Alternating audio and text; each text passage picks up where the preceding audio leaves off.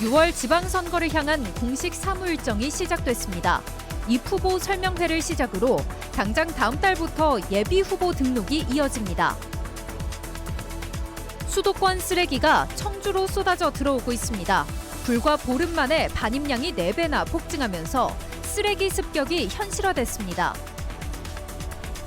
수도권 쓰레기 불똥이 인근 지자체로 튀었습니다. 바로 옆 증평은 물론 시멘트 공장이 있는 북부권까지 피해를 우려하고 있습니다. 여러분 안녕하십니까? 계속해서 뉴스투데이 충북입니다. 6.3 지방선거를 앞두고 공식 절차가 시작됐습니다. 도지사와 교육감 출마에 관한 입후보 설명회가 어제 선관위에서 열렸는데요. 다음 달 예비 후보자 등록까지 시작되면 본격적인 선거 국면에 들어서게 됩니다. 이병선 기자입니다. 지방선거 입후보 예정자와 각 정당 측 관계자들이 충북 선관위 회의실에 모였습니다. 도지사, 교육감 출마에 관한 입후보 설명회인데 6.3 지방선거의 공식적인 첫 사무 일정이 시작된 겁니다. 곧 있을 예비 후보자 등록을 앞두고 준비물과 선거운동 방법, 비용, 금지 사항 등을 자세히 설명합니다. 예비 후보자 등록 시 필수 서류 미비로 등록을 하지 못하는 사례나 선거 운동 시 법을 위반하는 사례가 자주 발생합니다.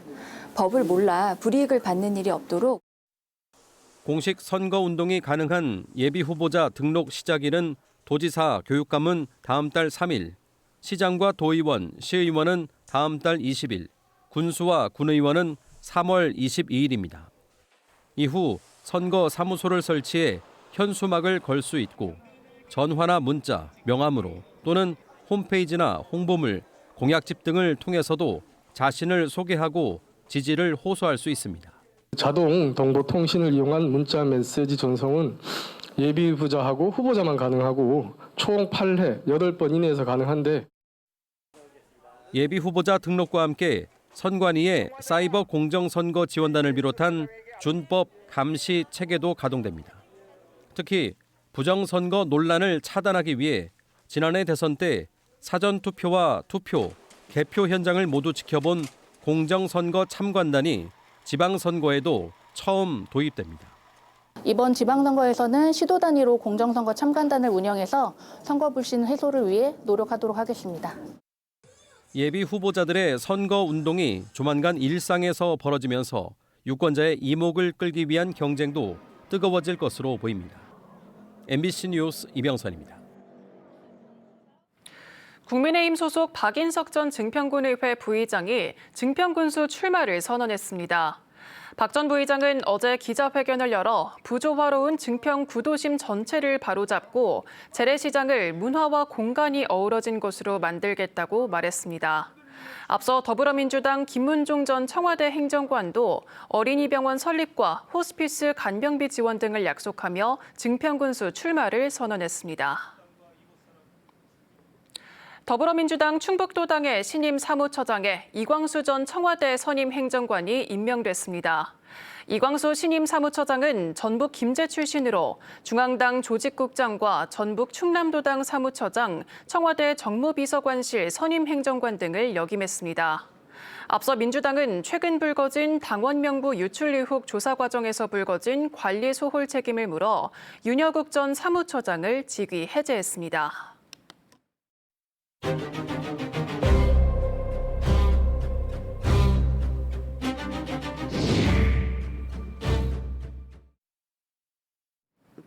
수도권의 쓰레기가 청주로 쏟아져 들어오는 현실, 지역 주민에게는 건강권을 위협하는 생존의 문제로 다가오고 있습니다.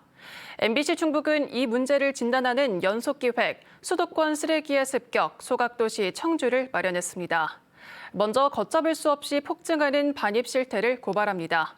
이달 초만 해도 6천 톤 수준이었는데 불과 보름 사이 계약 물량의 4배나 폭증해 2만 6천 톤을 넘어섰습니다. 전효정 기자가 취재했습니다.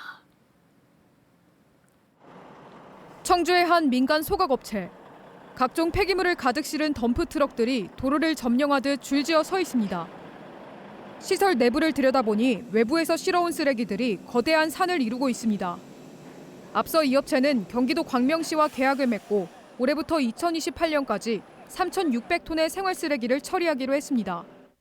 이미 경기 광명시와 계약을 체결한 이 업체는 수도권 다른 지자체 2곳과도 생활 폐기물 위탁 계약을 추가로 맺었습니다. 경기 화성시에서 18,000톤, 경기 양평군에서 2,160톤입니다. 이 업체 한 곳으로 들어오는 수도권 쓰레기만 연간 2만 톤이 넘습니다. 청주로 반입되는 수도권 쓰레기 양도 크게 늘었습니다.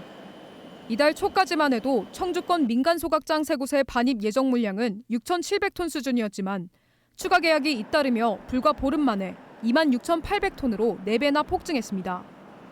소각업체 입장에서는 수도권 쓰레기를 받는 게 돈도 되고 처리하기도 쉽습니다. 태우기 까다롭고 물량이 들쭉날쭉한 산업 폐기물 대신 안정적이고 열 효율도 좋은 생활 쓰레기를 받는 게 훨씬 이득인 겁니다.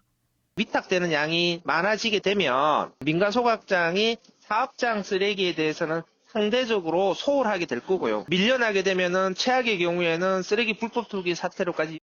아직 생활 폐기물 처리 민간 위탁 계약을 맺지 않은 수도권 지자체는 2곳이 남아있는 상황.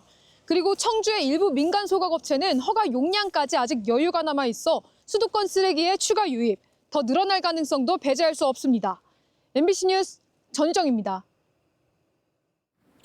수도권 쓰레기가 청주로 밀려든다는 소식에 인근 지자체들도 술렁이고 있습니다. 소각장 밀집 지역과 맞닿아 있는 증평군도 주민 피해가 커질 게 뻔하다며 반발에 나섰고 시멘트 공장이 많은 제천과 단양은 쓰레기가 더 넘어올 풍선 효과를 우려하고 있습니다. 이어서 김은초 기자가 보도합니다. 청주의 민간 소각업체 3곳이 올해 계약한 수도권 쓰레기 물량은 2만 7천 톤에 달합니다. 문제는 이 업체들이 모두 청주 북이면과 오창읍 등 북부권 한 곳에 집중돼 있다는 점입니다. 반경 3km 안에 소각장들이 다닥다닥 붙어 있어 이미 전국 최대 소각 벨트가 형성된 곳입니다. 당장 청주 북부와 맞닿아 있는 증평군이 발칵 뒤집혔습니다. 오는 6월 지방선거를 앞둔 예비 후보자들이 여야 할 것 없이 피켓을 들고 거리로 나섰습니다.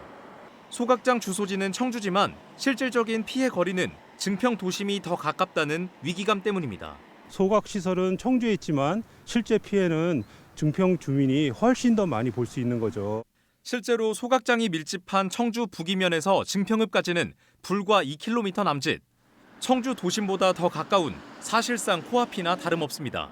여기가 2km밖에 안 되거든요. 먼지, 미세먼지 이런 게 다 우리 쪽으로 증평 쪽으로 유입이 되니까. 제천 단양 주민들도 집단 행동을 준비하고 있습니다. 청주 소각장이 포화 상태에 이르면 남은 수도권 쓰레기가 대체 연료가 돼 시멘트 공장으로 향할 거란 우려 때문입니다. 이미 대기 오염으로 고통받는 주민들은 시멘트 제조 과정에서 쓰레기를 태울 때 독성 물질이 더 많이 배출될 거라며 반발 수위를 높이고 있습니다. 소각 과정에서 그 독성 물질 배출이 말하자면 거의 무방비로 지금 쏟아내고 있는 거예요. 수도권 쓰레기가 들어오면 그 독성 물질의 생산량은 더 늘어날 수밖에 없는 거죠. 쓰레기 반입 당사자인 청주에는 이미 거리 곳곳에 수도권 쓰레기를 반대하는 현수막이 내걸린 상황. 지방선거를 앞두고 지역 최대 뇌관으로 떠오른 수도권 쓰레기. 본격적인 반입이 이뤄지는 다음 주부터는 주민 반발이 한층 더 격해질 전망입니다. MBC 뉴스 김초입니다. 청주 시외버스 터미널 매각이 헐값 밀실 매각이라는 매각 반대 측 주장에 청주시가 정면 반박했습니다. 청주시는 어제 보도자료에서 터미널 매각은 감정평가와 공개 경쟁 입찰을 통해 투명하게 진행 중이라며 시민 의견 수렴은 개발 단계에서 반영하겠다고 밝혔습니다. 또 전국 283개 터미널 가운데 82%가 민간 소유라면서 시 재정 부담을 고려할 때 공영 개발은 현실적이지 않다고 주장했습니다. 여러 청주시장 출마 예정자들이 터미널 매각에 문제를 제기 중인 가운데 그제 한 시민사회단체도 헐값 밀실 매각이라며 터미널 매각 중단을 촉구했습니다. 전기차 충전구역에 차를 오랫동안 세워두는 얌체 주차를 막기 위해 단속 기준이 대폭 강화됩니다. 청주시는 다음 달 5일부터 완속 충전구역의 플러그인 하이브리드 자동차 주차 허용 시간을 기존 14시간에서 7시간으로 줄인다고 밝혔습니다. 또 장기 주차 단속 예외 대상이었던 아파트 기준도 500세대 미만에서 100세대 미만으로 축소했습니다. 주민 신고 기준 역시 최초 촬영 시각으로부터 24시간 이내로 더 엄격하게 적용됩니다. 한 아이를 키우려면 온 마을이 필요하다는 말이 있죠. 최근 대전에서는 미숙아 출산이 임박한 임산부를 서울의 대학병원까지 이송하기 위해 한밤중에 헬기가 뜨고 50명이 넘는 사람들이 도운 일이 있었습니다. 임산부를 태운 헬기는 170km를 날아 아이는 건강히 태어났습니다. 이혜연 기자가 전합니다. 자정을 넘긴 어두운 밤. 프로펠러 소리가 요란한 헬기 앞으로 구급대원들이 환자를 옮깁니다. 갑자기 양수가 터져 출산이 임박한 35주차 임산부입니다. 미숙아를 치료할 수 있는 근처 병원이 없어 신고를 받고 출동한 소방당국이 수소문한 끝에 서울의 대학병원까지 가게 된 겁니다. 병원까지 거리는 170km, 구급차로는 2시간 넘게 걸리는 상황. 자궁 입구가 열리기 시작하는 등 긴박해지자 헬기를 띄우기로 결정했습니다.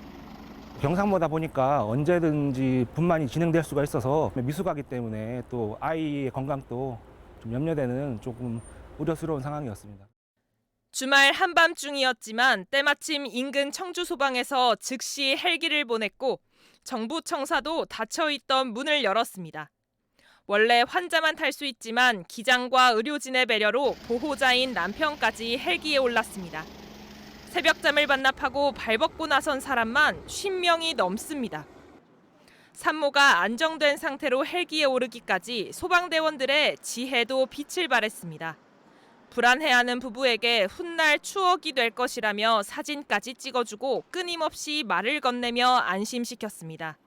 저도 아기 둘의 엄마여서 그 환자분께서 아기를 생각하는 마음이 어떤지 많이 공감이 됐고요. 긴장을 하지 않으실 수 있도록 같이 이제 웃으면서 얘기도 하고. 모두의 염원을 싣고 날아오른 헬기는 1시간 만에 서울에 도착했고 산모는 무사히 건강한 아이를 품에 안았습니다. 너가 이렇게 이 나라에서 많은 관심을 받고 태어났으니까 너는 되게 복받고 잘 크고 있는 거다. 이렇게 좀 얘기를 해주고 싶네요. MBC 뉴스 이혜현입니다.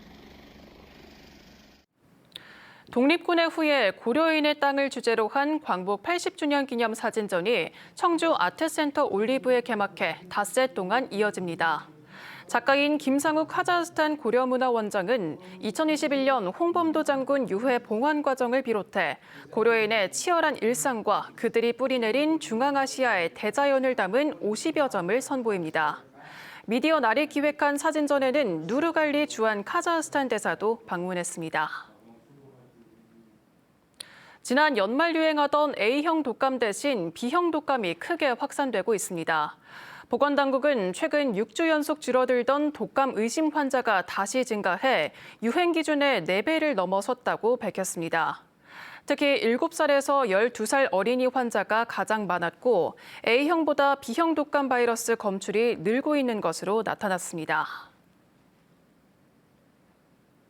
지금까지 뉴스투데이 충북이었습니다. 고맙습니다.